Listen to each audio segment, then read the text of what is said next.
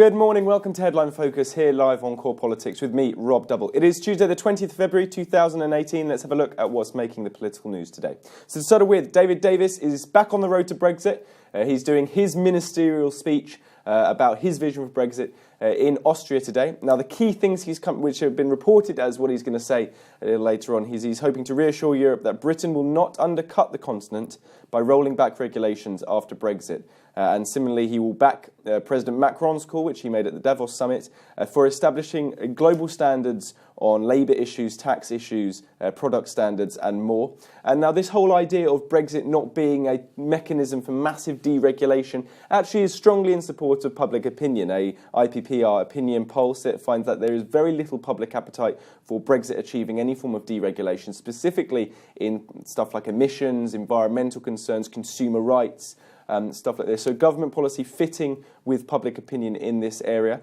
Future agreement-wise, David Davis is going to give some really, hopefully more substantive claims and government policies put forward. The key point coming through is Britain will not be plunged into a Mad Max-style world borrowed from a dystopian fiction, and Brexit will not lead to an Anglo-Saxon race to the bottom.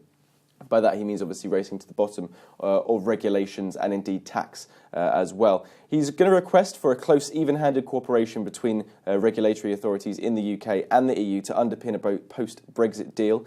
So in other words, he wants to ensure that there's going to be recognition of regulations, so there will be some form of regulatory alignment, but also divergence as well in this Brexit relationship, which the government is very much pushing towards. But the EU currently, particularly in Brussels, is being a little bit more uncompromising about, particularly from Michel Barnier, the EU's chief negotiator. This is all part of David Davis's whistle-stop tour around Europe. So, you know, Philip Hammond was around Europe as well, talking to ministers and governments about Brexit. David Davis's turn is now. He's in Paris at the moment. He's moving over to Vienna to deliver this speech. Two other Brexiters are also giving speeches today. Michael Gove is in Birmingham for the National Farmers Union annual conference, where he's expected to make new pledges on farming and animal welfare after Brexit. And similarly, Liam Fox, the International Trade Secretary, is at the EEF Manufacturers Conference at the QE2 Centre in Westminster, just down the road, and he promises to fight any new barriers to trade with Europe as well. So a big day for Brexit speeches. They'll obviously be covered on the various news streams. Next up, from Corbyn with love. Now, we covered this earlier in the week. It was the papers have been going a number of papers have been going quite big on this over the past few days. But this is to do with meetings in the 1980s that Jeremy Corbyn had with a Czechoslovakian spy, which came out, I think it was on the weekend, but this was when he was a backbench MP. Now, the question which has arisen from this story is, well, actually, how complicit was Jeremy Corbyn in handing over information to a spy of a foreign nation? But also, where was his allegiances at this point? I suppose the inference there is that his allegiance wasn't with the UK, it was with elsewhere.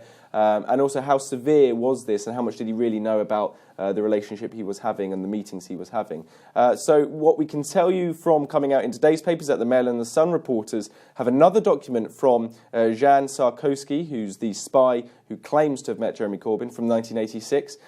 He claims that Corbyn had an active supply of information on British intelligence services, and he's obviously previously alleged that the Labour leader was a paid informant. Now, where does this go in terms of other reports? An official at the Czechoslovakian Secret Police Archive, a man called Michael Milovic, has said that Corbyn was targeted by communist spies in the hope that he could provide information about the British security services. And he's quoted as saying that some affections towards Eastern European communist regimes and will to provide information against a common enemy, the capitalist system, was more expected. But Team Corbyn has indeed said that these stories are ludicrous smears and lies, with Corbyn admitting that he did meet with this Czechoslovakian spy, Jan Sarkozy, but he said that he didn't know that he was a spy. He thought he was simply a diplomat, and Jeremy Corbyn obviously stringently denies being an informant. So we've just got to see where this goes. There's obviously more information coming through about this story, and we'll keep you updated in the next few days as it comes out. Final story then comes from Damian Green. If you remember him, he was a former First Secretary of State, effectively Deputy Prime Minister to Theresa May. They've known each other for a very long time, been at university together, etc., etc. He's demanded that the government now give us the facts on Brexit. Now, what does he mean by that? He's basically warning that Britain is heading towards a faith-based Brexit policy if economic warnings aren't heeded. In other words, policy for Brexit is based purely on faith rather than actual facts and reality. He's asking for all government economic forecasts to be published regarding Brexit so that the UK as a whole can have an understanding of the implications and the realities of Brexit. He's also dismissed the claim that there is a Whitehall plot to discredit Brexit at all costs, something which other ministers in the government have been saying. But this is significant in the sense that this is a Theresa May, former very, very strong ally and personal friend, very much stepping outside of the comfort zone for the government and starting to push for more transparency about the Brexit affairs and the Brexit facts and figures, which the government has, of course, previously said that it doesn't want to publish in fear of undermining the negotiating position. That's pretty much it for today. You're up to date. Don't forget you can find all the latest on what we're doing here on Core Politics on our Facebook page and Twitter right here. But from me and all the team here at Core London, have a fantastic start to your Tuesday.